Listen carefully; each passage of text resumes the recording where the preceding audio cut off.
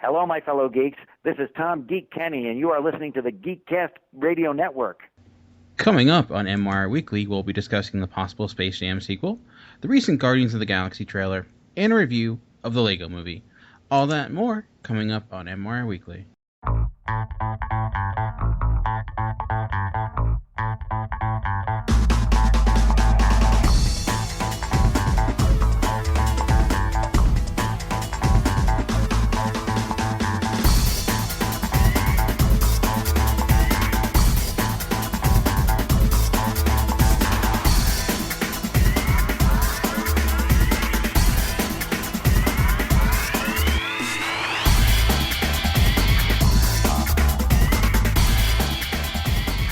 Hello and welcome to MWIRE Weekly, the movie podcast dedicated to the movie week that was. I am one of your hosts, Dan Clark, and joining me, as always, is Kevin Optimistello. How's it going, man? It is going fabulous. And joining us today as well, we have a little bit of a special guest here. For a short time, he'll be on the episode, but glad to have him here. One of the co-founders of the Geekcast Radio Network, TFG1 Mike. How's it going? It's going. Is it awesome? No. All right. For those joining us for the first time, or for those return visitors, this is MWIRE Weekly. We begin each podcast with a discussion of what we've been watching recently, and we're actually going to do a little bit of a flip-flop here. Typically, we move into the movie news right after that, but we're actually going to speed on into our main attraction, which will be a discussion of the Lego Movie, and then we'll get into the movie news and finish up with our credit conversation and a look back. Look forward to the movies that will be released on DVD as well as theaters. So, to start things off here, has anyone been watching anything recently they'd like to discuss? I watched JL War, Justice League War, the first DC Comics New 52 animated film, and I liked it. I felt that I was watching a updated version of several Justice League Unlimited episodes. There have been several films from last year that have been on Netflix for a while that I've been meaning to watch. I just don't have the time to do so. With upcoming on Marvelous March, Dan, you and I talked about Captain America: Man Out of Time and Planet Hulk. So I did watch the animated version of Planet Hulk. I liked it. I thought it was interesting. It's not something I would watch more than once. And of course, I saw the Lego Movie. I've been meaning to see Shadow Recruit. I just haven't had the time. No, you're not missing much with that. But Kevin, have you been watching anything recently? I haven't had a chance to watch a whole lot of things. Watched a few minutes of some very awful movies with my roommates and some friends as they were doing kind of a crappy movie night. And I don't remember the names of them, but I will find them and give them to you as hot recommendations. The one had so many bad ripoffs that they literally even recited the Star Trek the Prime Directive word for word, as well as ripping off Star Wars and all kinds of other stuff. So that was fun. But with actual theatrical releases, I did see obviously the Lego Movie, which we'll talk about here in a little bit, and I actually kind of randomly went and saw Endless Love just to see what that was all about. Brave soul. Yeah, I'm a sucker for love stories, I guess. So that was an interesting experience. It wasn't nearly as bad as everyone, or as I thought it would be. I haven't read any reviews, so I don't know. I'm assuming they're negative. I know it hasn't done super well as far as box office or anything like that goes, but I will say that I was actually entertained by it. I'm a partial sucker for the whole idea of like forbidden love type thing. Romeo and Juliet, I think, is one of the greatest stories ever. So yeah, I guess that's a tragic flaw of mine. But outside of that, I did think that it avoided some of the pitfalls that I thought it was going to fall in. It definitely had some moments that could have been much better, and some unbelievable moments along the way. But that's the first time I've seen a film with Gabriella Wilde, who played the main girl, and she was pretty darn captivating in that role. So I don't know if we'll see more stuff from her, but definitely liked her in the role. Alex Pettyfer was pretty good as the other main co-star, so I thought those two did a fairly good job. Obviously, it's directed as the 15 to 25-year-old female audience, and I think they'll enjoy it for what it was, but it's not going to be anything that's going to be in a top 10 list anywhere. Interesting. Yeah, I have not checked it out myself, but I wouldn't. I'm not going to say I recommend it to anybody, but for me, it was kind of just a guilty pleasure, like entertaining couple hours. Okay, fair enough. Actually, I gotta watch a few things. I watched Justice League War as well that Mike was talking about. I kind of agree with you about it being simply like more of just a advanced version of a Justice League episode or something like that. And I actually think the Justice League episodes did similar stories a lot better. Also, just had issues with the characterization of a lot of the people, and it lacked. It was okay. Like the action was good, the animation was solid, but I just didn't like what it did with a lot of the characters, and a lot of them weren't fleshed out very well. And I think my other big issue, it felt like Justice League done by Joss Whedon, the director of Avengers and Buffy, like the witty quips and the constant sarcastic attitude about all the characters, especially like Hal Jordan. It just felt unnecessary and it overbearing at times, which I don't know. To me, I liked it better than like Justice League Doom because I felt the story was better, but overall it was just... No, Doom is much better than War, in my opinion. I like Doom better than War. I mean, as a New 52 movie, kind of hitting on that first chapter in the Justice League comic, it's fine. But to me, coming from watching the DC animated stuff and knowing from that realm, and that really has nothing to do with the New 52, but just knowing those characters. I mean, look at Darkseid in Justice League War. Instead of just being Superman's rogue, he was the rogue for the entire world. Like, Superman had almost zero interest in what Darkseid was doing, even though Darkseid wanted him for whatever experiment he was going to do. The voice acting was good. I liked it. The only thing I've seen Jason O'Mara, who voices Batman in Justice League War, and he will be returning to voice him in Son of Batman. The only thing I've ever seen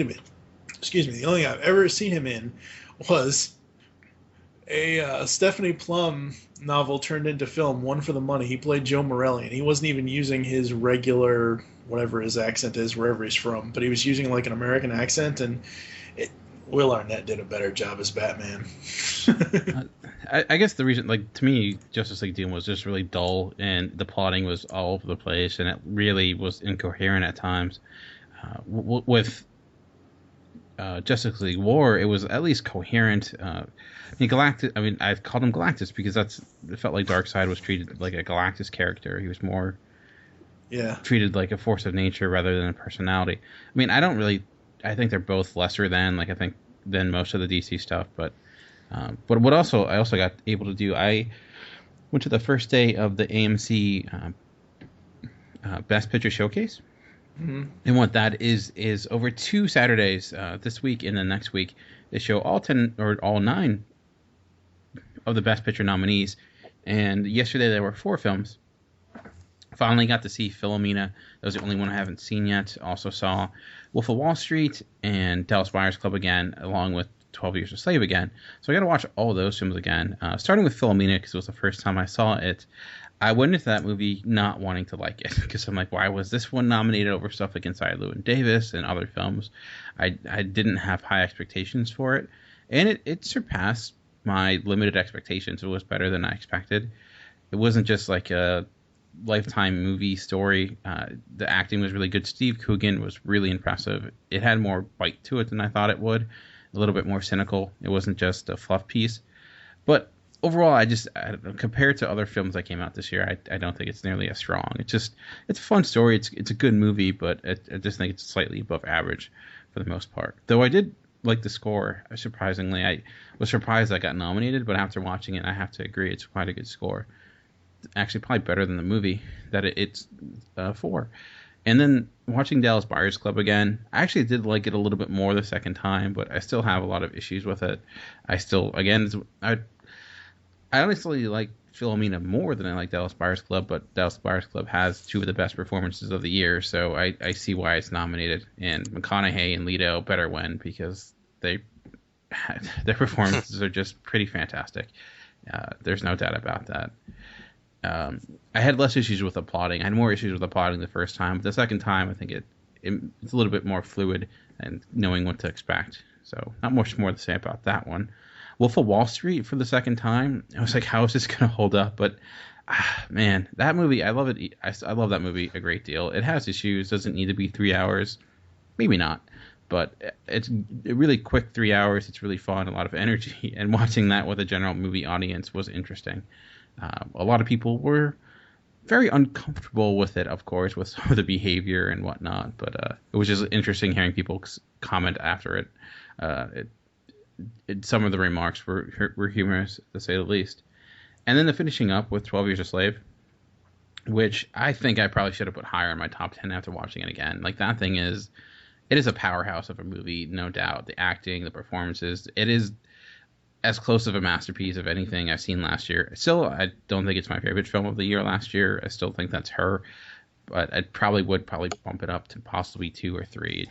It is the movie to me of the year, and if it wins Best Picture, it better, because if anything else besides like her or Gravity wins, I'd be very upset. But I was glad to get to see that again. Though it's not a movie that it's like, oh, I get to watch 12 Years a Slave again, yay, and get to watch all the horrible behavior. But I don't know. It's still a really engaging film that I think you have to see at least once. So, all right, that's pretty much it for us for this segment. So we're going to take a little bit of a break, and when we come back, we'll get into a discussion of the Lego Movie. We'll see you in a bit. Good morning, apartment. Ready to start the day. Jumping jacks, hit 'em. 1, 2, 3. I am so pumped up! Yes! Overpriced coffee. That's $37. Awesome! Everything is awesome. Oh my gosh, I love this song! It's cool when you're part of a team. Everything is awesome. No, guys, wait up! Where am I? Come with me if you want to not die. What is happening? You're the special, and the prophecy states that you're the most important person in the universe. That's you, right? Yes. That's me. Relax, everybody. I'm here. Batman? Awesome! Who are you here to see? I'm here to see your butt. Oh my gosh! Pow. Wham. First try. My fellow master builders. Hello. Lord Business plans to end the world as we know it. There is yet one hope. The special has arisen. I know what you're thinking. He is the least qualified person to lead us. And you are right. A house divided against itself would be better than this. Abraham Lincoln! I'm not the special. I'm just a regular, normal guy. You have the ability to be the special because I believe in you. Robots, destroy him! Aloha, loser! We'll wing it. It's a bat pun. Take him to the melding chamber. Isn't there supposed to also be a good cop? Hi, buddy. Would you like a glass of water? Yeah, actually. Too bad. We are entering your mind. What? I don't think he's ever had an original thought. That's not true. Introducing the double-decker couch. So everyone could watch TV together and be buddies. That is literally the dumbest thing I've ever heard. Let me handle this. That idea is just the worst. To the Batmobile. Dang it. To the invisible jet! Dang it.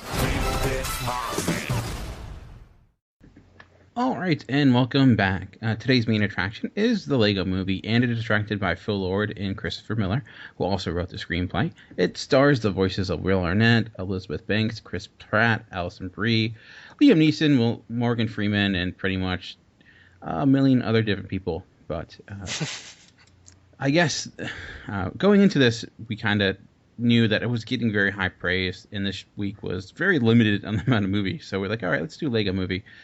So I kind of already know Mike's opinion on this film. Kevin, I'm kind of curious to hear what your thoughts are on the Lego Movie. I actually had somewhat avoided Anything as far as spoilers go with this one, I really didn't know much about what kind of storyline they were going to go with, what characters they were going to go. I mean, I knew that there was going to be some whatever you want to call it, parodies of figures like Batman, etc. But other than that, I really didn't know too much. So I kind of went in just kind of neutral. Obviously, I knew it had been doing good on the box office, and I've been somewhat vicariously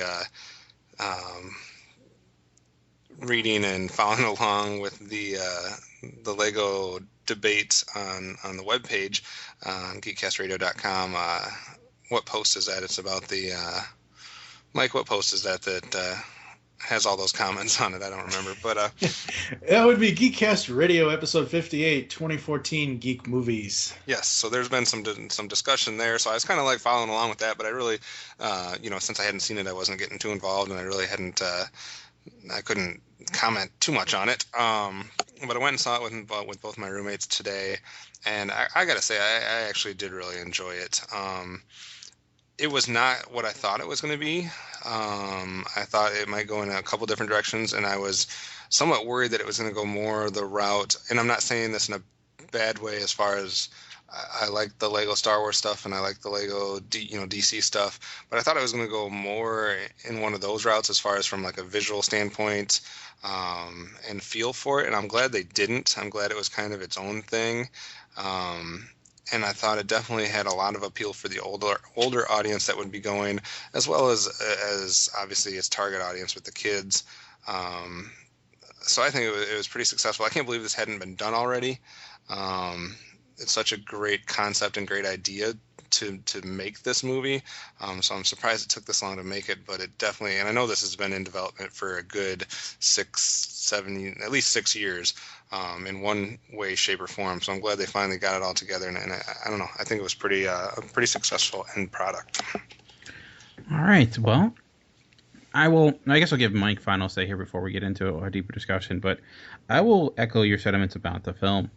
When I kind of heard about the idea of the Lego movie, I didn't really know what to expect. But seeing the people who were involved in it, I kind of got a little bit higher of expectations because they did 21 Jump Street last year, which I did enjoy. Also, they did this cartoon series back in the day for MTV called Clone High, which was a series that was a million times better than it should be. And if you haven't seen it, I advise trying to track it down. I don't even know if it's available on media or anything like that, but it's quite funny. And what was it called? Clone High? Clone High. Its sensibilities are very similar to the Lego movie in how fast-paced it is, how it goes a mile a minute. And what really impressed me about the Lego movie is just how extremely layered it is on so many different levels. It is a kids movie, but honestly, I don't know if kids are really going to like the best parts of this film. It's social commentary. It's commentary on just really relationships between fathers and sons. It's relationships about conformity and non-conformity, individuality, creativity, and how it kind of boils that all down. It does get a little bit thematically messy near the end, but I think it really works. And what I think I really appreciate about it is how it takes chances and how some of those chances really cause you to relook at the film in new and interesting ways and really rewards rewatching it, because without giving too much away, near the end it gets recontextualized. Basically everything you saw up to that point, you kind of view it at a different light. When you go back and look at it, you're like, oh, things start to make sense a little bit more. Things that were a little bit messy, seem a little bit odd or random, seem less random now. Simple things like the mispronunciation of words make a little bit more sense. It's just like, it is very smart in how it layered itself that way, just on a narrative sense. But to me, it is a pretty brilliant film on that level. My only apprehension is, like I said, near the end, it gets a little bit muddled, but I still think it's worked. And I just wonder, too, how much kids are going to really love it. But anyways, Mike, what were your opinions of the Lego movie? Oh, boy. First of all, Clone High was released September 20th, 2005 on DVD in Canada for the first and only season. I don't know if it's still available today, but it is on DVD, or it was. Okay, here's the thing with the Lego movie. Like you, Dan, I have enjoyed, and Kevin, I have enjoyed the the Star Wars stuff that they've done on Cartoon Network, and I haven't seen the DC stuff yet, but I know it people have said, oh, it looks really good. It is really good. I just haven't gotten around to watching it.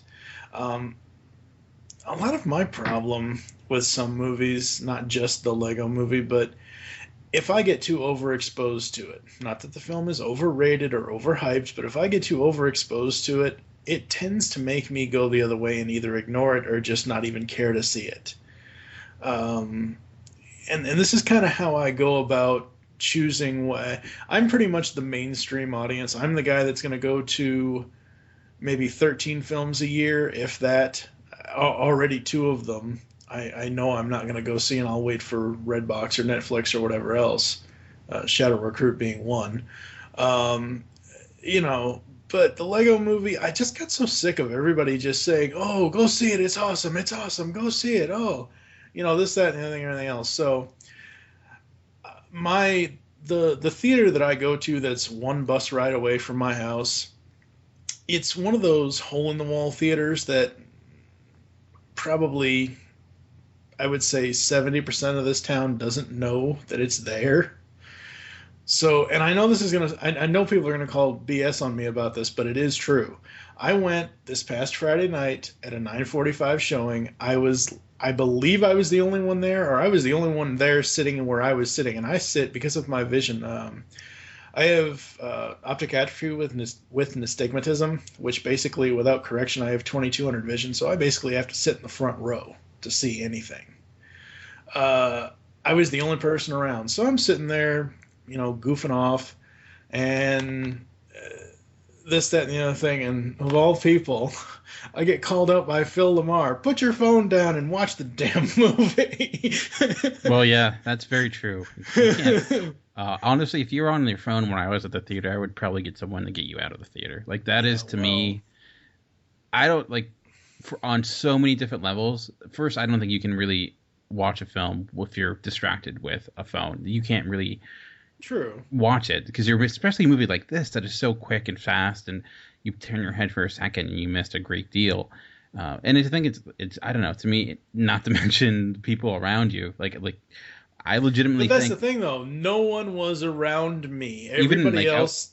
Even if someone's, on the top level, that person on the first row, if I'm in the back row, your light is still going to be shining, especially with the phones today, which are the size of laptops. But anyways, back to what you're talking about. Anyway, so I watched this movie, and I'm like... Everybody's like, oh, my God, it's so great, it's so great. Oh, my God, Will Arnett's Batman is the best thing ever. And I'm like, okay, cool. I like Batman. I like Will Arnett. It took 32 minutes for him to show up. And I'm like, 32 minutes? Give me a break. Oh, my God.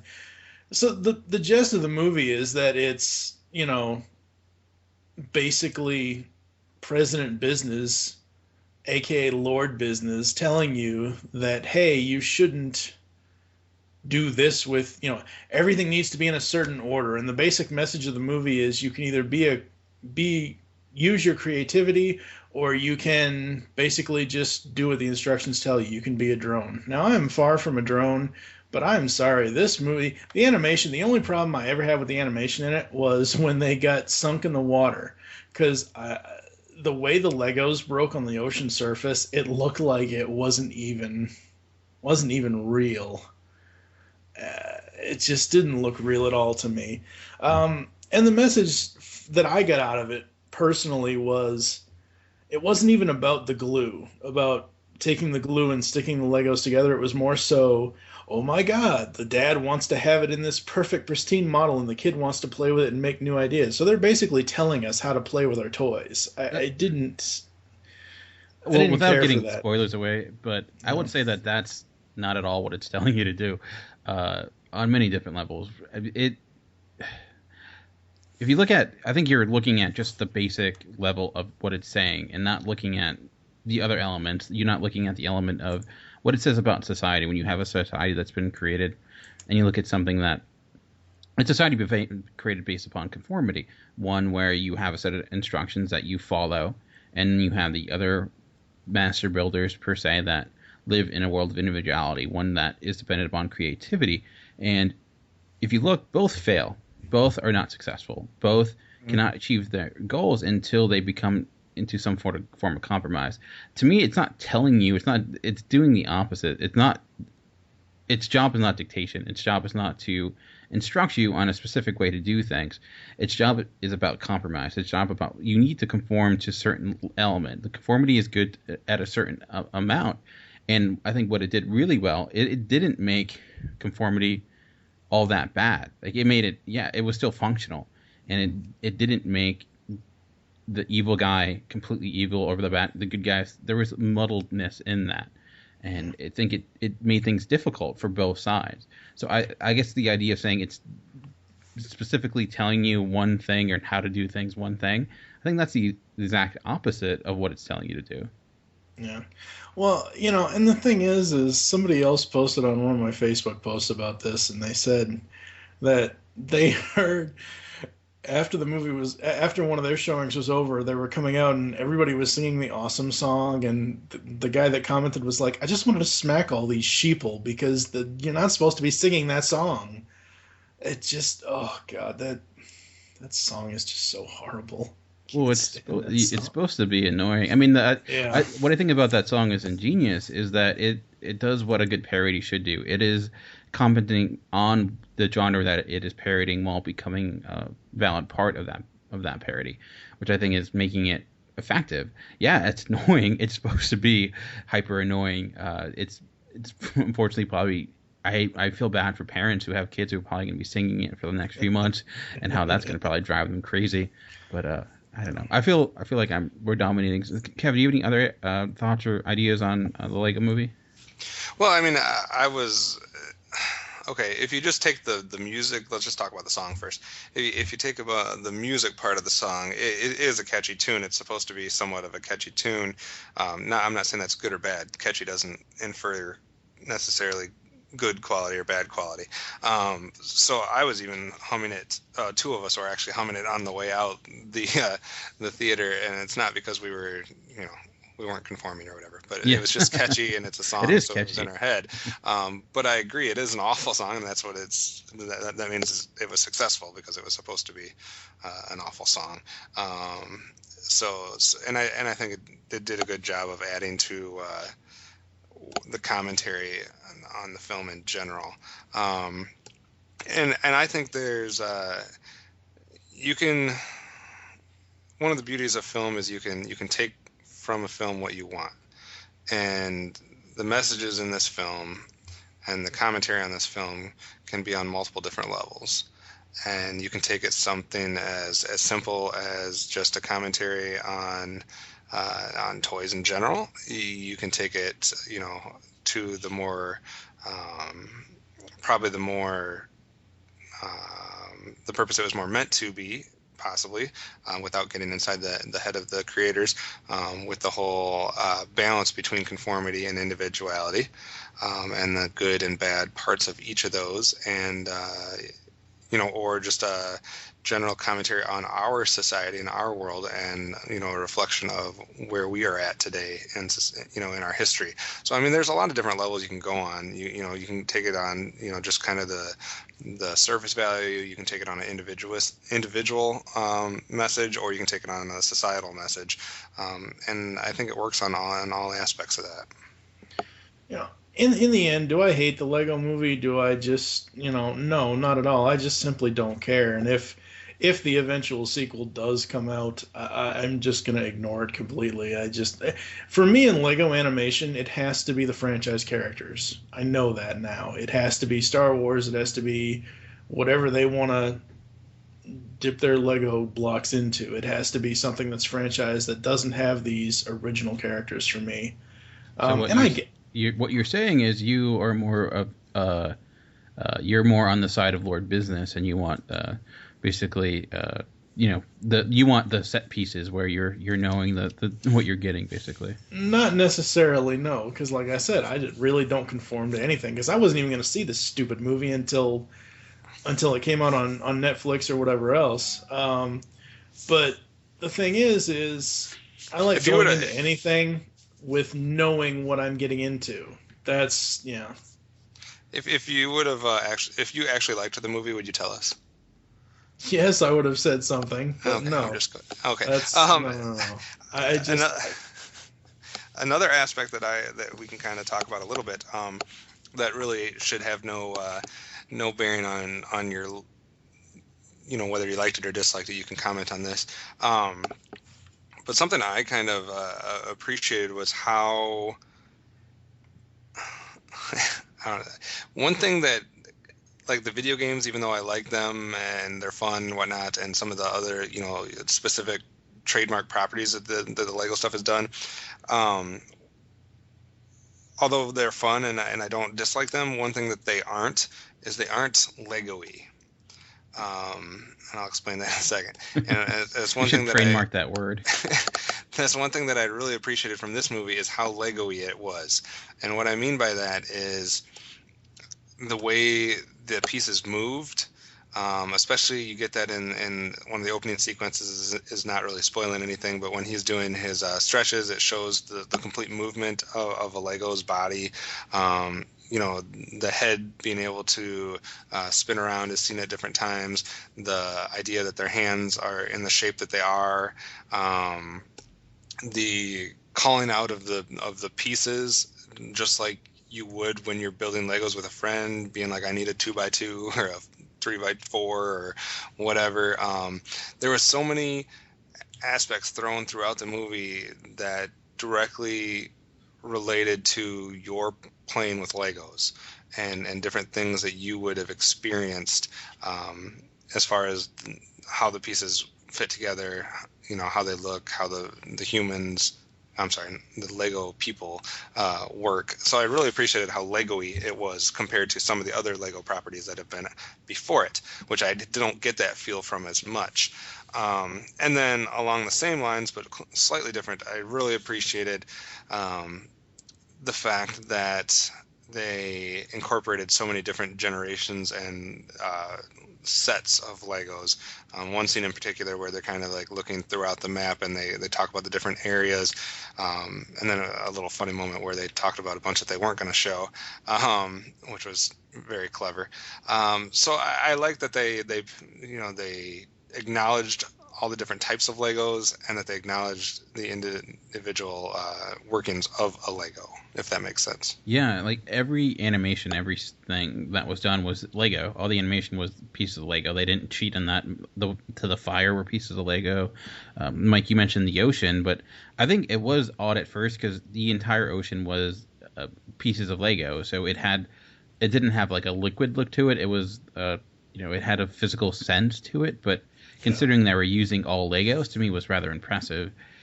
I don't know if it was stop motion animation or if it was computer generation, whatever it was. It was computer generation. That's a question that we were all asking ourselves as we came out too. We were like, was that partial stop motion, or what was that? At least according to the stuff I read, it says it's a computer animated film, but it seems like there were stop motion elements in there. Yeah. That to me is impressive. Just how it looked like it was done with real Legos. It looked like someone had a lot of free time and made this movie with actual Legos, which I thought is pretty commendable. Well, they didn't cheat on that at all.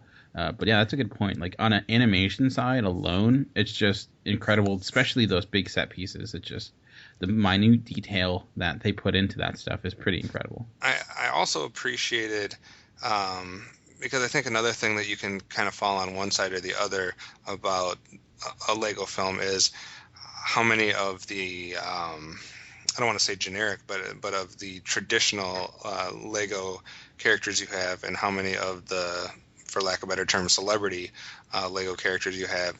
And I thought they did a good job of mixing that, as well as, I guess, creating a couple new ones. Outside of one character, I really didn't have any problem with any of the characters, but I like that you got a regular construction worker and a regular space explorer in the mix, and that the quote-unquote celebrity Lego characters, for the most part, outside of a few, played a much smaller role. I kind of liked that.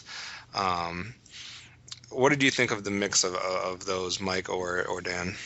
Which character didn't you like, Kev? I didn't like Twilight Sparkle. the cat. Oh yeah, I can agree on that. Time out. I liked the character fine.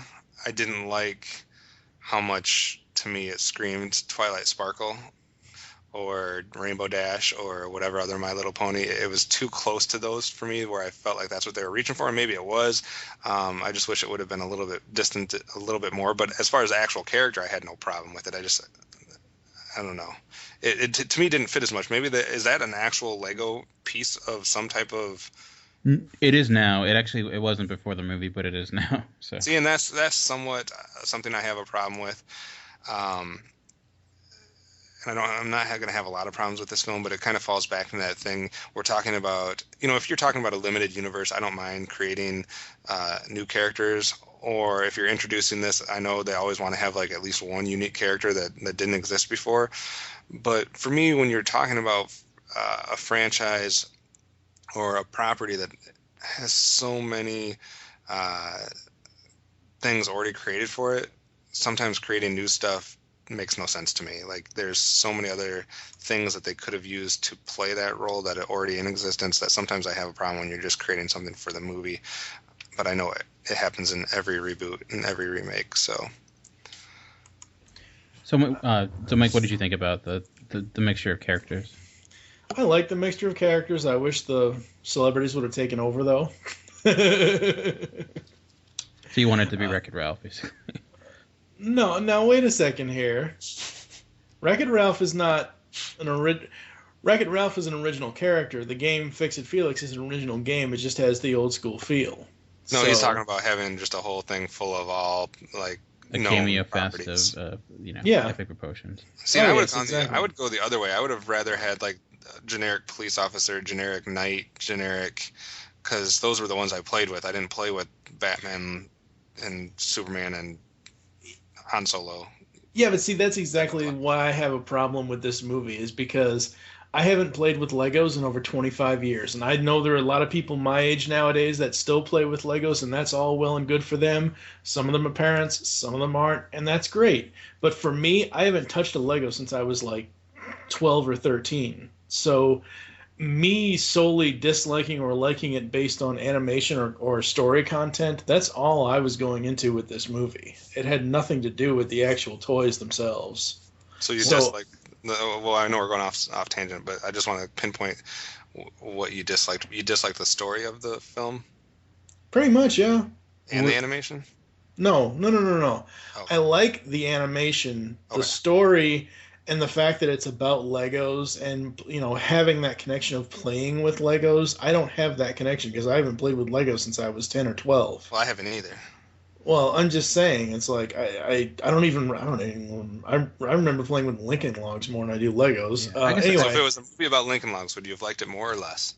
Probably.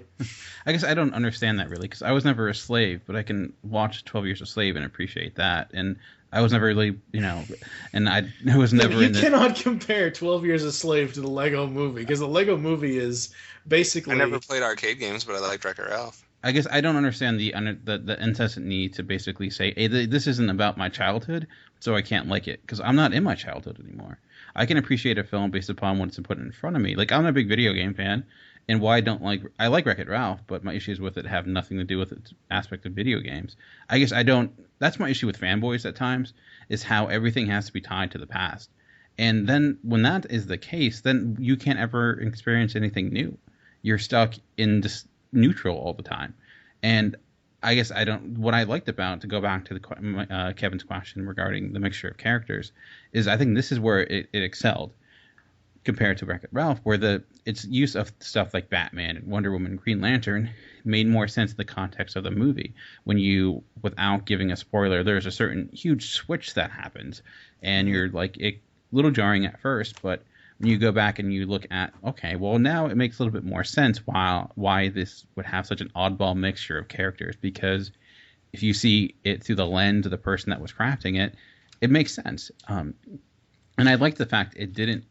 I think if you put the Batman, for example, and put him as the main character, then you lose everything that story's about. The story's about a character. I mean, it's not a groundbreaking by any means. It's themes. It's pretty much, you'll see this type of themes in something like Aladdin, or in other movies have probably even done it a little bit better. The idea of your individuality, who you are, is what makes you special. I mean, that's not groundbreaking by any means, But if you make that main character into a Batman or you make him into a Green Lantern, then you lose. Then it becomes less effective because, of course, that person's special because they're a superhero. But in this case, a person who was, quote unquote, the hero or the leader, he had no special powers. He was no extraordinary person. He was just a regular guy who was able to kind of find that balance between the conformity and the individuality, which I think that's what I appreciate about it. So. And go ahead, respond first. Well, to jump on a small point, not to go off on a tangent here, but jump on a small point, Wreck-It Ralph was not solely celebrity characters. They had cameos, but all of their worlds that Ralph was in, those were individual new things. They didn't go into Mario World, they didn't go into Sonic, they didn't go into any of that kind of stuff. No, but what I'm saying regarding it's the cameos of the characters really had little to do with the actual context of the story. They can be removed completely and you really change nothing about it. With this film, you don't change a great deal, but what I'm saying is its use of franchise characters has a purpose beyond the fact that they're franchise characters. Right. Unlike Wreck-It Ralph, which I don't think it had. Like, my issue with Wreck-It Ralph have nothing to do with the fact that it had Sonic the Hedgehog. I mean, that's fine. That's fine and dandy. I think what this did a lot better than that film, because I think it's a good comparison. I think they do go for different things, is that its world building is so much better and done such quicker and such part of that is the pacing, but it's so much more fluid where you learn about the world as it's happening without it kind of giving away what's going to happen in the story. With Wreck-It Ralph, where it establishes this rules really in a clunky way that is really awkward and obviously going to lead to what the story is about. That's why that's again another topic for another day, but that's what I think this film did superior to that one. And I don't want to make myself sound stupid by saying that I didn't like Unikitty. I want to go back to that for a second because I like the character. I didn't like the creation of that. I'm not saying that.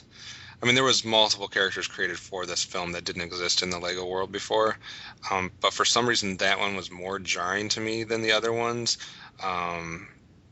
Most of the other ones I felt more fit into that world, whereas this, unicorn/anime kitten combination thing, I just had a harder time finding that fitting into the Lego world. But maybe that's more because the Lego world I knew when I was growing up is much different than the Lego world that exists for kids now. So maybe they would find that more natural. Yeah. Go ahead, and Mike. I just had a really, really horrible thought, Kev. And here comes a reference, folks. Shut the hell up. Cringer and Swiftwind had a baby. Hopefully it would be more fierce than Unikitty. Although she did get angry at one point. But I was interested in your opinion, though, Dan, on what I'm talking about with the creation of characters that exist outside of the Legos world. Did you feel like most of them fit into that universe, or was there any that kind of stood out to you? I stood out in a good way or a bad way? Either way. Well, one that stood out in a good way I thought was the good cop, bad cop, just because I think Liam Neeson gives one of the most creepiest performances as good cop. It's more nerve-wracking than the bad cop. Just something about it, and the switch between it just is odd. Wait, he was both of them? Yes. I knew he was bad cop, but I wasn't sure who was doing good cop. That was Liam Neeson, which... Holy crap. When you go back and you watch that, you're like, that is just frightening on many levels. Imagine that voice in Taken. That's all I'm saying. Taken franchise... That's what Taken 3 is going to be about. Yeah. But I guess the other like I could see what some of the main character himself. I thought Chris Pratt was good. The girl, I can't think of her name off the top of my head. Wildstyle. She was Elizabeth Banks. I don't know. I thought they could do more with that character. I thought she was a little bit left out to dry. She was that the person who was kind of explaining the world to her, and she did that job. But I felt she was kind of near the end. They didn't really know how to handle that character very well. But I did, like I said, really like Bad Cop, and I did like Lord President or whatever. I thought he was pretty fun, and I thought Will Ferrell was really fun in the film. In that role, in that dual role that he was placed into. I was really surprised when, and I don't know. I was surprised at the end of the movie how they did that. I'm not going to spoil it, but I was really surprised how that that bottomless pit is a straw. Did you like that decision to go that route? Because I know I could see that really turning off a lot of people, especially kids, because I think it could probably ruin their heads just trying to thinking about it. I found it interesting, but at the same time, if they're going to do that and put in, I don't think this is a spoiler or not, but if they're going to do that and put in live action elements, I would want it to be something like Space Jam or something like Roger Rabbit, or not just one aspect of the movie, but the whole movie, have it a mixture of the two. But I mean, it wasn't one of my, oh my God, give me a break kind of moments. It was like, oh, okay, well, that's interesting. Okay. So what would you say were the, oh my God, I guess without spoilers, what were Batman. those? Batman. Everything to do with Batman. You didn't like it, or you did like it? No, I did like it. Everything to do with Batman I did like. Okay. So what were your other... The others are, it's mostly Emmett. I hate him as a character. He's one of the worst characters I've ever watched in a film. What were your issues with him? He is that guy that, yes, he does try to fit in, but he tries a little too hard to fit in. I guess... You know, and you think of this, you know, when you see that opening scene, and I don't think this is too much of a spoiler, but basically he's getting ready for his day. And you think he has all this stuff in the world, and he basically has kind of nothing and nobody, and that's very sad. But I don't like him. He reminds me of Shia LaBeouf from Indy 4. In what way? Just a useless side character. Okay, so you're saying that you don't like him because he's trying to fit in. So no, I'm saying I don't like him because he's trying too hard to fit in. Right, but if he wasn't trying so hard to fit in, then doesn't the rest of his character development throughout the movie make no sense? I don't know. I just didn't like him. He's just not a likable character to me. Okay, fair enough. I don't know. I mean, it's just one of those things where as soon as I saw him, like, oh, great, this is going to be the character to hate for the entire movie, regardless if he's supposed to be this, you know, chosen one or not. Do you feel like he developed anyway throughout the film? By the end, like the last the final scene, yeah. But until we get to that point, no. Dan, what was your favorite character? Oof. That's a good question. I did love Good Cop. Batman was pretty funny. I'm not gonna. I thought Will Arnett's performance as voice acting as Batman was pretty spot on.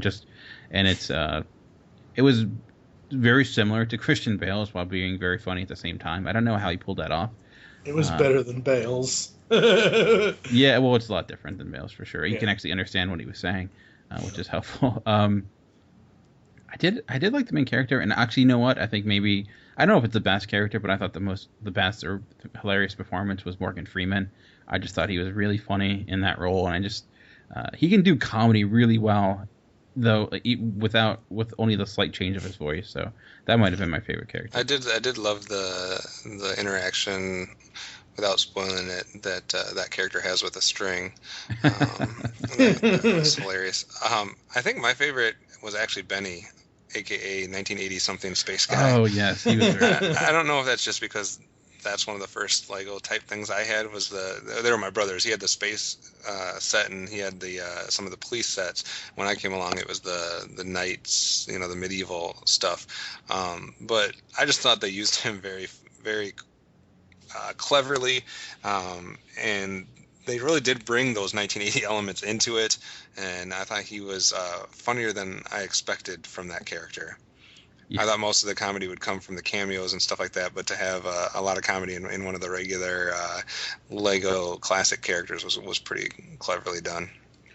Yeah, I agree. He was pretty funny, and Charlie, I think Charlie Day did that voice, and yeah, and like at first it walked the line of being kind of annoying, but at the same time, like it's similar to other aspects of it when you kind of figure out where that voice is coming from and like, oh, it makes so much sense, and that sheer energy thing, it just like, you know, it took over. So that was a really highlight of that moment when you see him and him achieve his ultimate goal, which was pretty fun. Yeah, I will say about Morgan Freeman's performance, he's playing an animated version of God. It reminded me so much of his performance in Bruce Almighty. It really did. Yeah, you know, I can see that in a way for once. I understand your reference. And I really, really like it. I wanted to bring up one thing, which is going to be hard to do, I guess, without somewhat spoiling a part of it, but I'll try to be as careful as I can. They use an element in this film. Dan, you referred to it as mispronounced words earlier.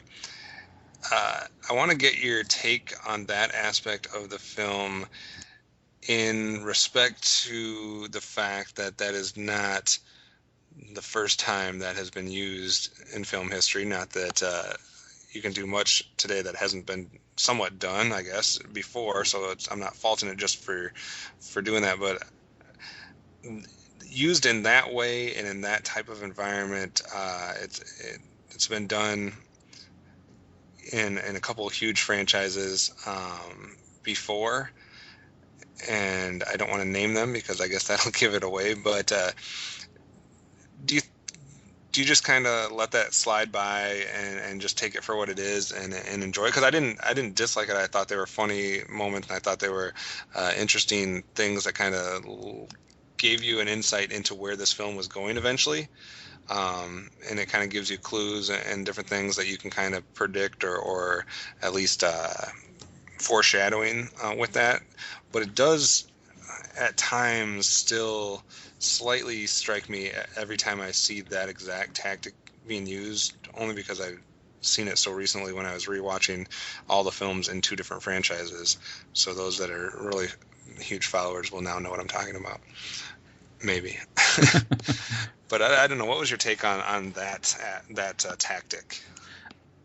When it was happening, I thought it seemed kind of cheap, not like kind of like, oh, this is fine. It seems like, okay, like this has been done, like you said, it's been done before in similar ways, and it wasn't a huge focal point. It was just kind of side. It's not like that was the only joke it had, so I was okay with it. It wasn't something I'm like, oh, that's clever. It's like, okay, we've seen that before. But I think what really sold it for me is when you find out the reasoning behind it. I think makes it a little bit stronger, because that by not making it a focal point and by just kind of making it kind of a side joke here and there, it to me makes it more effective, because it's like, oh, it's that like light bulb moment. Then it's like, okay, I get it now. I get why that was happening. So is it the best part of the movie? No, but I just like that little twist on it. It's not, it's not completely reinventing the wheel, but it's, putting a new rim on it, I guess. And what about, we already kind of heard from Mike as far as some of the moments that he didn't like, or some of the reasons why he didn't like the film as much as everyone else seems to like. What were the chinks in the armor for you in this one? I think near the end, I think there's a big confusion regarding what this movie is trying to say, which is good in some ways, because I think it elicits a discussion, which is a good thing. I think when a film can cause people to have different viewpoints, it's a good thing. But I think sometimes it can be a bad thing, because it could be because you can't put fittingly enough. You couldn't put the pieces all together the way you wanted them to. And I think near the end, it loses a little bit of that steam, and it doesn't. Some of its messages become like, okay, is it saying this? Okay, now it's doing this now on the side, so it's more of now it's like a relationship story while being an anti-conformist story, while having social commentary, and it didn't tie it together completely well. Not that it was a failure per se, it was just going for some high concepts, and it didn't completely hit those. And also, the key relationship near the end didn't really ring completely true. It was a nice, solid moment, but I think if the directors had maybe some more experience with live action, like serious direction, they probably could have made that even more effective. But so those were my really major issues with it. But how about yourself? I don't have as much of an issue with how the end plays out. I thought I was going to as it was happening, but then the more I think about it, the more it sits well with me. I do understand what you're saying with the relationship could have been a little bit more developed, I guess, in a way, but I don't know without extending that final act a little bit longer how you could have done that, because you can't do it at any other point in the film, really, without having the same effect that it does. So I don't know what the solution was there, but like you said, maybe just someone that was a little bit more seasoned with something like that might have done it. It was definitely an interesting group of people that were creating the film here, which we didn't talk a ton about, but definitely some interesting characters they got together for this. I did want to mention, I know you're talking about some of the chinks that I had in the armor. For me, let's see, besides the fact that a few things were a little jarring at first, like I said, with Unikitty, there was a couple scenes at the beginning that there was a couple times, I swear at one point they showed water as water, and then the rest of the movie they showed the water as the Lego pieces. The water as water was the underwater scenes. Okay, well, I thought they showed it from above at one point, and it looked like water. I'll have to rewatch it to see that, but I was wondering if there might be some consistency issues there. But outside of that, I'm going to have to rewatch and be a little nitpicky, I guess, to find that, because I really can't come up with a lot of chinks in the armor.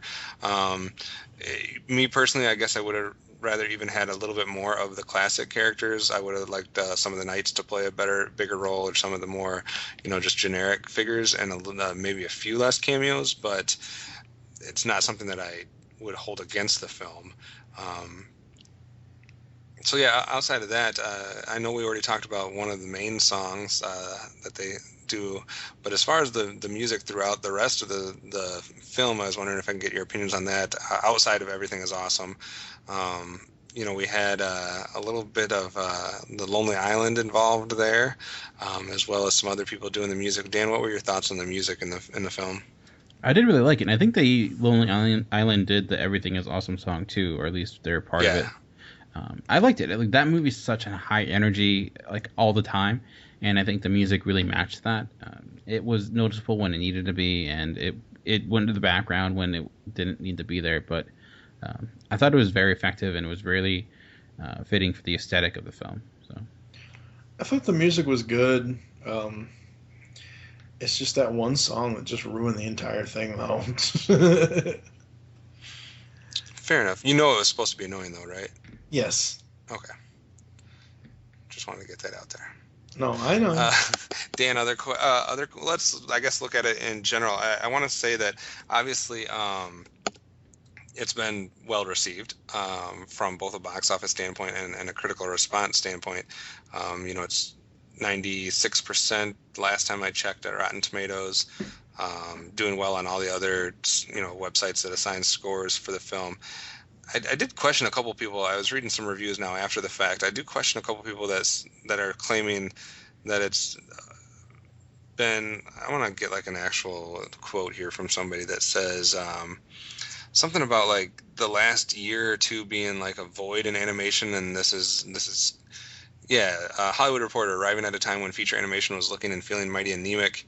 And then there was another one that said something about like after a year of an animation void, it's good to see a great kids film. Have these people not seen Frozen? I think it's more so that it was just Frozen last year and not much else. Gotcha. But I wanted to get into a discussion real quick. Obviously it's fresh and it's too early to make historical judgments on this, but given our last 5-10 years, how do you feel the Lego Movie fits in against things like Frozen and Tangled from Disney, like Wreck-It Ralph, even going back to like the Toy Story franchise, and some of the other stuff we've had more recently? How do you feel the Lego Movie fits in amongst animation films. That is hard since we just saw it. I don't think it reaches like the level of like a Toy Story 3 emotionally, or an Up, or an WALL-E. I think those films are much more dynamic and have, I think, a deeper like meaning to them than this. But I guess it's fair to look at it compared to Frozen. That's a tough comparison. Like, I go back and forth. They're very different films doing very different things. I think the easiest, and that's the reason I brought up Toy Story, because to me, you can compare Disney princess movies to Disney princess movies a lot easier than you can compare this to Frozen. To me, Toy Story, Wreck-It Ralph are the easiest things to compare it to, maybe. But I was trying to compare it to Frozen just because that was one of the last really good animated films. And my first initial reaction is that I would not put it in the league of Frozen, but I would put it in the next closest league, and I would put it slightly ahead of, more than slightly, but I would put it ahead of Wreck-It Ralph in my book at this point. But like I said, it's real early to judge that. I think I liked it a little bit more than Frozen. I don't think you liked Frozen a little bit more than me. I think this is maybe a little bit more up my alley than Frozen, so I don't know if it's really fair to compare it. I don't think, like I said, it's anywhere near a Toy Story, and I do, like I've already mentioned, I do think it's better than Wreck-It Ralph and like a Tangled. But it is, I would say, if this was a Pixar movie in hindsight, I would put it like in the upper, like the middle echelon of Pixar, not in like the Holy Grail, but in like the realm of something like Ratatouille or like The Incredibles, which is a movie I think is really great, but not their best. I don't know. It might be. That's hard to say. But if we say we were going to do the top 100 again, I would think it top 50 to top 40-ish of all time at this point, which is hard to judge because it just came out. But it could, a rewatch could even make it go higher. But to me, it's probably the best animated film I've seen since. That's hard to say. Toy Story 3 was there. I don't know. Maybe, I don't know. But my question is, will it be the best animated movie of this year? Which, if How to Train Your Dragon is anything like the original, it may not be. But I don't know. It's got some stiff competition, regardless of Mike, your opinion of this year. I think it's going to end up being actually a pretty good year of animation on multiple levels. But where do you think this one fits in? Okay, well, I haven't seen Frozen, so I can't compare it to that. Comparing this to Wreck-It Ralph, I enjoyed Wreck-It Ralph more. I agree it does not go as high as like Toy Story and all that. For me, it's probably one step above Flushed Away. And as far as my thoughts on the year in animation, just because I say that there are 0 animated films this year that I'm really interested in to actually see in a theater, doesn't mean that I think it's going to be a horrible year in animation. There are several ones that I just don't care. I just don't care to, like, take example, Box Trolls. I don't like the animation style, so I'm not going to see it. Am I going to sit here and rant and rave that, oh my God, this is the worst movie ever? No, because I'm not going to see it because I don't care for the animation style. I just wish that this year would have had a little bit more. Maybe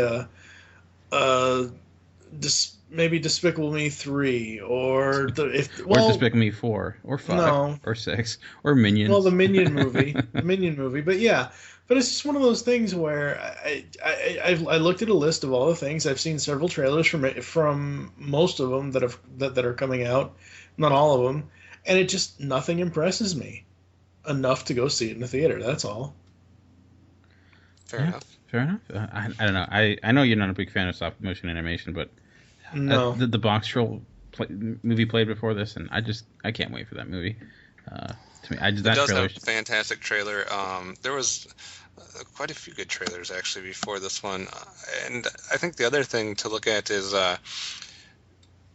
possibly, I mean, as far as Warner Brothers Animation, or Warner Brothers as a studio that's putting out animated films, does this help catapult them into a competing stage with Disney, Pixar, DreamWorks, that type of thing? Or is this just another franchise where they're going to do their Scooby-Doo movies, they're going to do their DC movies, and they're going to do their Lego movies?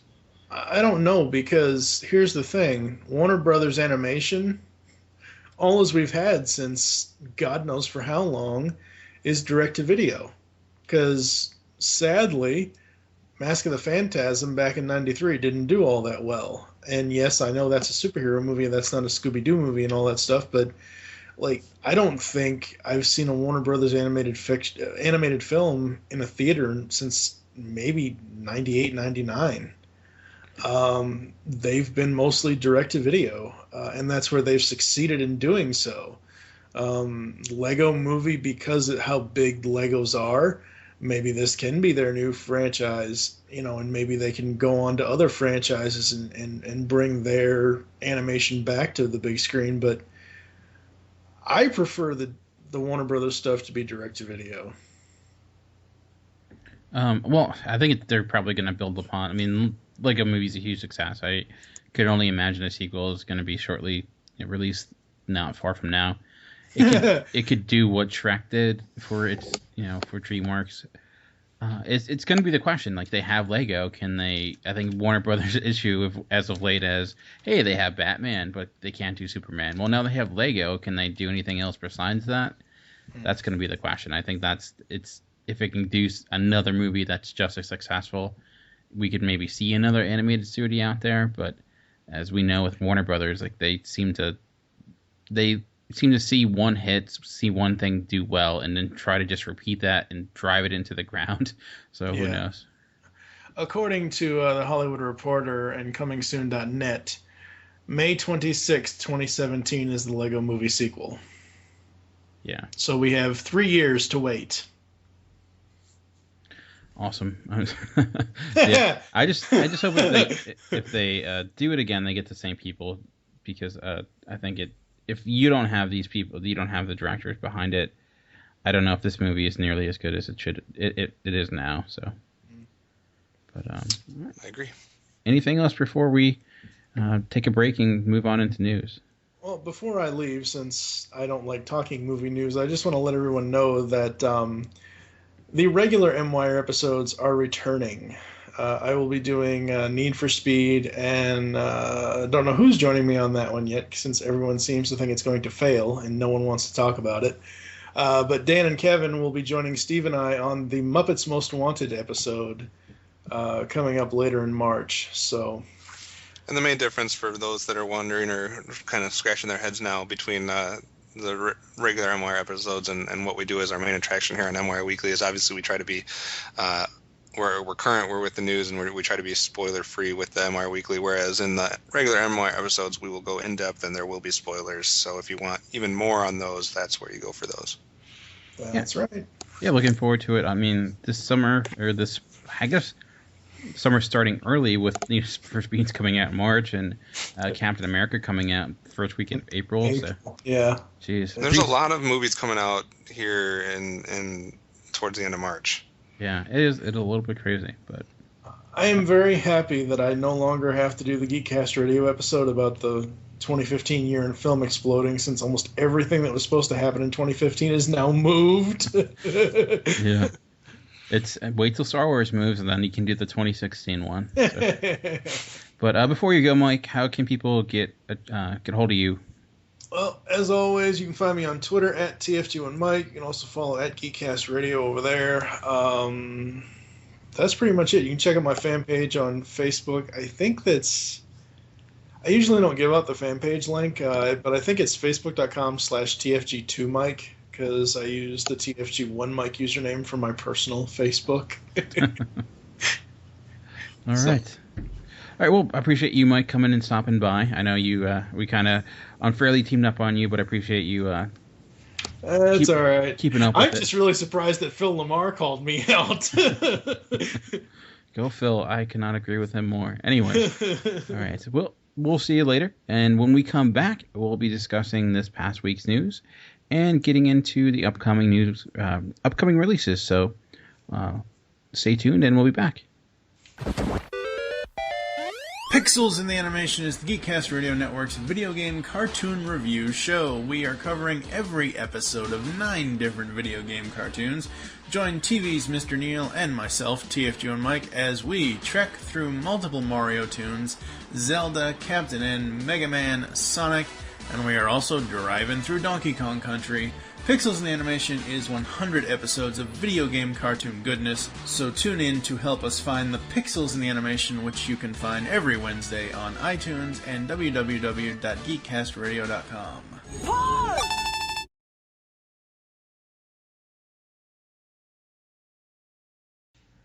All right, and welcome back. We're going to get this kicked off like we always do with a look at this past week's box office.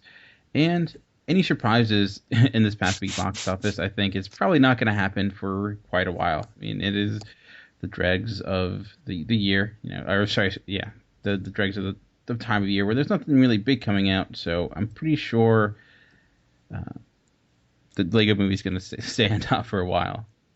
Yeah, it's not about which film will be on top at this point. Last week, this week, next week, etc. It's not about what film is going to be on top. It's going to be about how much does that film on top actually bring in. I think is what I'm more curious to see, and to see even if it is on top, how much does it drop, or how long does it stay at a plateau, that type of thing. And I think it's obviously becoming even more successful than I thought when we were talking about our predictions for the year. I'm starting to think I didn't have this one high enough. Yeah, you and me both. But yeah, just looking, I know we'll talk about coming soon specifically a little bit later on, and there are some films that are coming out, but as far as a film that's going to actually dethrone this one, we might be waiting about 2 weeks before that happens. And my guess would be that the film that dethrones that is going to be possibly the sequel to 300.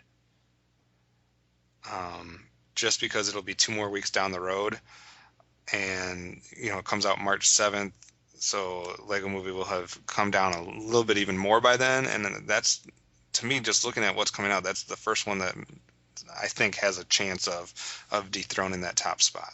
Yeah, I wonder if a nonstop coming out next week has a shot, just because Liam Neeson doesn't have that Taken type of vibe to it, where people are just wanting some sort of action film, so they go see it. But yeah, I think the best chance, like you said, is probably 300, just because it is that franchise that people might go check out. And it'll be something new and fresh that people have been waiting. It's going to draw a different crowd that's been waiting for a good movie to see, because I don't think they were.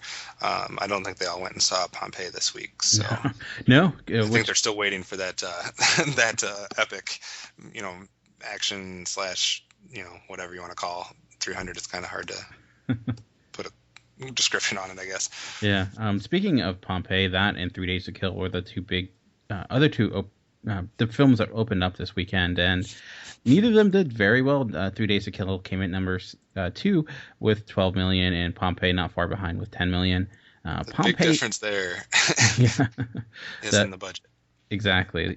Pompeii with a budget of $100 million, and 3 Days to Kill with only $28 million. So, yeah, I don't think Pompeii is going to be making that budget back. So no. What was interesting, this is a rare week, I think, because there's literally not a single film that did better this week than last week, until you go all the way down to The Legend of Hercules, which is like 40th or 30th or something on this list. It actually had a 40% increase over last week, which still doesn't help it at all.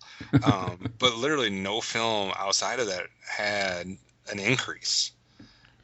No, it's pretty crazy.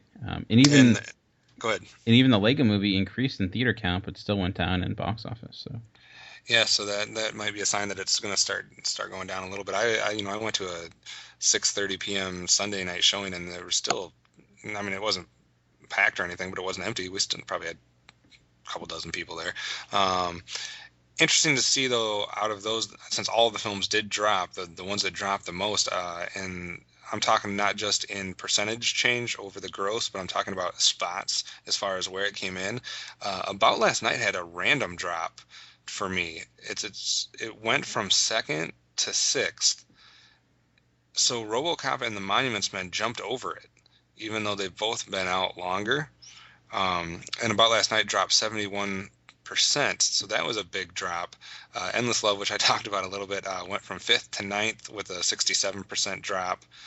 And then Jack Ryan's Shadow Recruit went from 12th to 17th, which is also a significant drop. And then perhaps one of the biggest drops would be given to the combination of Vampire Academy and Labor Day, who were both in the top 20 last week and now are not even in the top 30. Labor Day dropping almost 82%, and then Vampire Academy dropping 86%. There is a lot of films that, like we keep talking about, are not doing well as far as the budget versus the gross. Yeah, we did the top best, the top 10 box office choices last week. Maybe we should have done the top 10 biggest bombs of the year, because we would have a lot of movies to choose from already. It's hard to pick. There's so many that have the potential to be disastrous. But you talked about Pompeii. I mean, it's only got 10% of its budget. RoboCop is not even halfway to its budget, and if it's only bringing in 9 or 10 million a week, it would take about 6 more weeks for it to make its budget, and that's not going to happen. Monuments Men might eke out to, if it sticks around a couple more weeks and does what it did this last week, it will make its budget. But there's just disaster after disaster. Winter's Tale is not going to make its budget. So yeah, man, there's a lot of people that are probably past the nervous stage. Now they're just trying to find other ways to make money, and I don't know what the process is. I, Frankenstein, Legend of Hercules, none of these films are even going to come remotely close. No, you can kind of see why they use it as a dumping ground. Though, I mean, those movies weren't, well, I can't really say because I haven't seen them, but I guess I can make an educated guess and say they probably weren't very good, which is probably why they didn't do very well. But you can see why people don't really put a lot out here, though maybe the success of the Lego movie will maybe cause some people to rethink that and think, hey, you can release a franchise film and do really well, because there's not much else competing against you. But some things that you might want to look for if you're those people out there that like to chase the numbers at the box office. Lego movie should actually, I talked a lot last week when we were trying to predict our top 10 most grossing films of the year about that 200,000 mark, and then films that would probably need to reach that to have a shot at that top 10. Well, the Lego movie is going to make that by next week, most likely. So it is going to be the first $200 million film of the year, which should, if my theory was correct, give it a shot at being in the top 10. And Frozen, which brought in another almost $4.5 million, if it stays out for about another month, it's going to break the 400 million mark. Which I could see happening as of right now. So it's at 384 right now, and it brought in, like I said, about 4.5. So it only needs 3-4 weeks of staying right where it's at. And if it's bringing in 4 million, even with the Lego movie, then I would say it would have a good shot. Yeah, very true. So anything else looking at the weekly box office? No, that's pretty much all I got. You want to take us through this past week's headlines? Yeah, and just real quick before we do that, if you're curious, you shouldn't be, as far as the yearly lead right now. Lego Movie in first, Ride Along is in second as the only two movies that are above 100 million, and the rest are not worth mentioning as far as their potential to stick around at the top. All right, first headline up for today. It's never bad, I guess, to talk about Mark Wahlberg. He has a good fan base out there. Apparently, he's producing a movie that's going to begin its principal photography as far as the headline goes, and that movie would be an Entourage movie. And the headline also reads that the original cast is all returning from the film and that they may be adding a few new faces. Obviously, the stars there, for those that are not familiar: Kevin Connolly, Adrian Grenier, Kevin Dillon, Jeremy Piven, Jerry Ferrara, What's your thoughts about it? Were you a fan of the TV show at all? No, I never really watched it, honestly. It just looked like a bunch of people I had no desire to hang out with. But I never really watched the show, but so I really can't comment, honestly. But maybe some Entourage fans out there will be happy. Apparently, the new faces will be that of Billy Bob Thornton and Haley Joel Osment. Haley Joel Osment, wow. Playing a father and son that are somehow connected to this world. That actually has me interested just to see what he's up to now.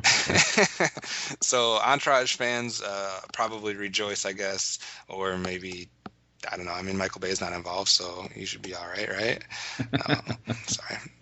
Anyway, other stuff. News coming out about Anchorman. We know that was just in the theaters, but apparently an alternate version, an R-rated version, is about to hit theaters with over, according to the article, 700 new jokes. How is that even possible? That is, wow. 763 new jokes. That is insane. It's like two Wolf of Wall Streets back to back. And apparently, there's some legal stuff here. They couldn't release this before because you can't have, according to the MPAA, you can't have the same film out in theaters at the same time with two different ratings. So you have to pull. They had to pull it, then redo it so it has the new rating, and then you can put it back out.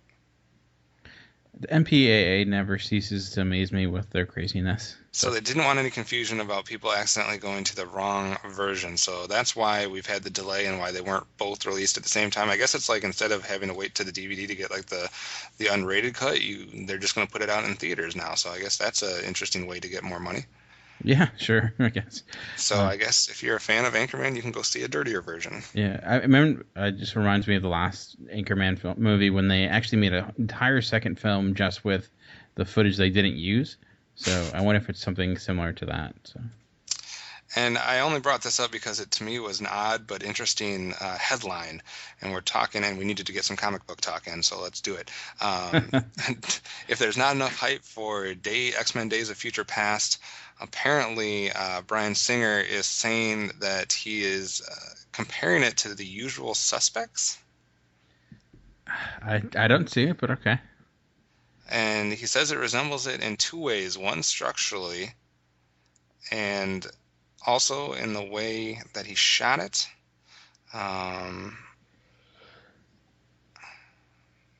That just I don't know. I think that's a bad idea to do that, because it's like, this movie that people have said is my best movie I've ever made. Yeah, the new one I'm doing is just like that, and I think it's never a good thing. Maybe he meant more so in like the technical aspect, which I could get. When he says story structure, that makes me curious, because the story structure of Usual Suspects is really unique. So if X-Men does something like that, I don't know. I would not be expecting that. So that does have me wondering what they're going to do. Have to see what exactly that turns out to mean. So that's it for the main headlines. Going into some sequel stuff, there has been rumors aplenty going around the internet about Space Jam 2. Oh, God. There was rumors, then they were all taken back, and then it was just apparently just nonsense. But the headline earlier in the week was that LeBron James was going to be a star in Space Jam 2. Apparently not only is he not going to be in there, but now they're saying that Space Jam 2 is not even in the pipeline to be done. Is it good that these rumors are all false? Yeah, the world does not need another Space Jam. Though it did have so many unanswered questions, so who knows? But yeah, LeBron James, you're not Michael Jordan. People don't really like you, so it's not going to work. Maybe I think you'd have a better movie with Dwayne Wade, or even getting Michael Jordan back again. I think people would rather see that than LeBron James. I agree. All right, and then going into some casting news, we got a couple different ones, not a huge deal, but about 4 or 5 that we'll go over here real quick. And the first one has to deal with Expendables. In an odd news for us, I guess, we're not talking about someone who is cast, but someone who will not be cast. And Kurt Russell is saying that you can rule him out. He will not be appearing in any of the Expendables films. Is that a good move or a bad move? Good move for Kurt Russell, probably a bad move for the Expendables. I don't know. They can't get everybody. No. Their power only goes so far. Maybe he just wants more money. Who knows? He's holding out. Robert Pattinson starts filming the movie called Life. And this is supposedly a film about James Dean. Honestly, at first glance, the casting of a Robert Pattinson as James Dean seems completely out of left field, but I can kind of see it because if you look at their careers, not that Robert Pattinson's anything close to the actor of a James Dean, but this hot, celebrity that's a huge hit and thrown. Actually, oops, sorry. I'm not trying to cut you off, but I believe, because I thought the same thing at first, but I believe he's not actually playing James Dean. Oh, okay. Well, I stand corrected. I believe he is playing. The story is centering on a photographer who's commissioned by Life magazine to photograph James Dean, and Pattinson is playing the photographer, and James Dean is being played by Dane DeHaan. Okay. From Amazing Spider-Man 2. Interesting. So, and yeah, apparently Ben Kingsley also is going to be in it. So anyways, sorry. So completely forget what I said about him playing James Dean, but I think Robert Pattinson actually could be a good actor. I think because he was not that bad, and he was in Harry Potter. He was fine in that, and some other films he was fine in. I think the Twilight films gave him a bad performance because they were just bad movies, but. I think he's a much better actor than like Kristen Stewart. So I could have seen him playing James Dean though. Yeah. In a weird way. So I don't know. I didn't know they were doing a James Dean / Dennis Stock, I guess is the name of the guy that photographed him. I didn't know that was in the works. So, but I'll be on the lookout for more on that one because I'm a big James Dean fan. So. So there's that one, and then we also have more ongoing Terminator casting. With apparently, I don't know how to say his name. Is it Jai Courtney? Jai Courtney is signing on to play Kyle Reese. He was one of the ones rumored before, so it looks like that casting is basically wrapped up as far as the main cast. So yeah, add that to the 2015 films, I guess, that you want to talk about at some point. He's the guy. For those who don't know, Jai Courtney, probably you know him best maybe from the Die Hard remake. He was John McCain's. He was the son. He was in Jack Reacher for a little bit, but I honestly think him and Sam Worthington and Taylor Kitsch should do a spinoff of the Expendables called The Forgettables, because they're actors to me that just lack charisma and that I don't know. I could be wrong, but nothing he's done up to this point really. I've not been very impressed with his work so far. So. All right. Well, moving on then. We talked a little bit a week ago or a couple weeks ago about the possibility of this film or a film about this character coming out. Marvel has yet to confirm the identity of any of its 2017 releases. Thank God, because we would have rumors flying everywhere. But they have strongly hinted that one of them will be an adaptation of Doctor Strange, which we talked about a little bit. It's talking about possible directors for that film. And 50/50 director Jonathan Levine is one of the 4 contenders, with Mark Andrews, who did work on Brave, and a couple other individuals possibly up for that. And obviously Johnny Depp has repeatedly been linked with the role. What do you think about Jonathan Levine possibly heading into the comic book world and taking on a Doctor Strange property? Marvel with their choices for directors always confuses me. It works out for them. Like if you look at the biggest director that they've gotten so far, well, Jon Favreau, but before that he didn't really do much. Like Elf was his biggest movie, and Joe Johnston was probably the biggest director they've gotten. But I don't know. Like, I don't see him in that role, but apparently like the people who directed the new Captain America film only did TV. Same thing with the Thor sequel. So I think they just get a cheap director who's competent, and then they pretty much control most of it. So I mean, that's just that's just my speculation. But I love 50-50. I don't see how that correlates with the Doctor Strange movie, but doesn't mean he can't do it. It just, to me, is an interesting choice, I guess. I agree. Like I said, like you said, I like 50-50 films, so I'll give them a shot, but seems like a departure from that style. So that does it for the casting call news, but we also have a very limited amount of trailers that were released over the course of the week. Maybe only one worth talking about, but maybe there's one that catches your eye. We had a trailer for the movie Locke, Frankie and Alice, Gin in the Blood, and then we'll get to the other one in a second, but any of those that caught your eye, or any trailers that I didn't list that you saw this week that were interesting to you? Well, it's not listed here. It's one that's been out for a while, though. Like we talked about it earlier. I can't get enough of the Box Trolls trailer. I love that song, and it just fits so well. And I don't know, but no, those trailers really did very little for me. How about Usually yourself? I can find at least one or two that interest me, and they were not there this week. Outside of obviously the both trailer / teaser / character looks, if you can call it that, for Guardians of the Galaxy, which debuted over the course of the last week. So now that we've actually seen some footage, some snippets from the film, what is your opinion on what you saw from Guardians of the Galaxy this past week? I must say, I know that I'm probably biased because I like that comic, and I was really looking forward to it, but I was really digging the trailer.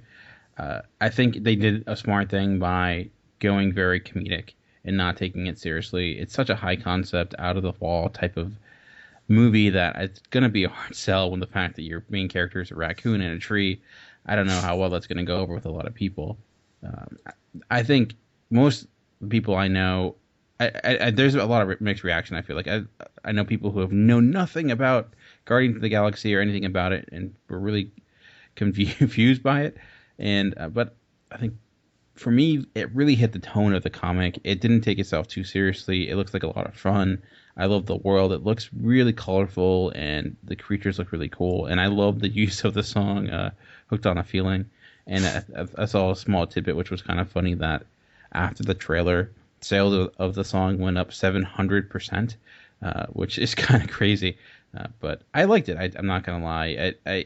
I'm curious to see more of a trailer that gets more into the story or gets into what it's really going to be about. But for an introduction into these characters, I thought it was effective. But what did you think of the trailer? I thought it was interesting. I think the look of the characters is pretty well done from what I can tell. They definitely did some amazing work from a visual standpoint. It should have an interesting shot at being involved in some type of visual awards, I would think, towards the end of the year, just based on making, a tree, a raccoon, and some crazy-looking people look pretty realistic. We'll see. It's got a lot of potential, and I think it's going to be interesting and unique. Maybe not that it's needing, not that I have anything against the superhero stuff that's out there, but maybe a breath of fresh air within the genre, if that's possible. So yeah, I liked what we saw. I wish the little character pieces would have been a little bit more lengthy or in depth. Not that I need to. I'm not saying I want to see more of what they're going to do in the movie, but maybe more about what the creation of them. But yeah. I can wait for the DVD Blu-ray release, I guess, for that. Yeah, the James Gunn did do like a breakdown of the trailer, and there's a lot of characters that they actually didn't introduce yet that they're waiting on. So I'm curious about that. Yeah, it doesn't give you a lot, really. I think it's really just setting the tone. So I'm hoping that we get more from it shortly. But anything else before we take a look at coming attractions? Nope. Okay. The DVD Blu-ray releases as of late have been kind of dry. Apparently they're all saving it up for this week because everything's coming out on DVD and Blu-ray. We have Blue is the Warmest Color, which has received really rave reviews last year. Gravity, finally, I can't wait to pick that up, is coming out. Which I'm curious how that's going to translate to TV, because I don't know. I wonder if it's going to work nearly as well. Nebraska, another one I loved last year. I think you enjoyed that film as well. Mm-hmm. And also Thor is coming out. So a big week in the world of DVD and Blu-ray. So any of those you think you'll be picking up at all? Eventually, Gravity, Nebraska, and Thor will all be in my collection. I don't know which ones I would buy like right away or which ones I'll wait, but they will all eventually be purchased. Yeah, I am right there with you. But looking at the DVD and Blu-ray releases, looking at the theater releases coming out, not so much, nothing really all that fantastic. The two biggest releases, of course, like I mentioned previously, are Nonstop, the Liam Neeson movie of Taken in the Plane, and the film Son of God, which I learned recently is actually a takeoff of the History Channel Bible series. I didn't realize it was kind of a spin-off of that, so... Yeah, and then also, I thought there was one other one that I was looking at slightly. I think you mentioned Stalingrad a few weeks ago. Yeah, Stalingrad, I think is going to be an interesting one too. That one's being released in IMAX and 3D. But the war film, World War II film, but taken from the German and Russian battles between each other. I thought that looked somewhat interesting. We talked about The Bagman a little bit in trailers. Not that it looked that great. And I thought we had talked about Repentance at one point, but maybe we did not. Oh, yeah, with Forrest Whitaker and Anthony Mackie, Mike Epps, psychological thriller. So there is some choices for you, some new stuff that you could go see. I don't know. Do you think Nonstop will do better than Son of God and Stalingrad? That's a good question. I think it'll definitely do better than Stalingrad. I don't know. Like Son of God, it could be one of those really big surprise hits, because I know that TV series was a huge rating sensation, so it could do well. But I still think Lego Movie takes it, but I would assume Nonstop does second, and then Son of God's as a close third. How about yourself? All right, we'll have to wait and see what happens. Looks like it's going to be a battle for second, or possibly just a battle for third that we're looking at next week. Yeah, and to finish off, we finished each week with a credit conversation. And last week we asked you, we counted down the top 10 films of the year, or we thought would be the top 10 films of the year. Hopefully, we'll see who's right at the end. But a lot of people had similar thoughts to us. A lot of people thought... The one film I saw repeated the most was probably Hunger Games. A lot of people thought that's going to probably be number one, and can't disagree with that. One thing Epicurious did mention, he talked about how we did not mention A Million Ways to Die in the West and Neighbors. He thought those two films could do really well, and I think they could do well, but I don't see them doing well enough to make it in the top 10 movies of the year. Like, for a comedy, it's really hard, especially a comedy like Million Ways to Die in the West. That's a Western. On top of that, I know Seth MacFarlane has a huge success with Family Guy and Ted, but I don't know if it's gonna be that big of a success. So.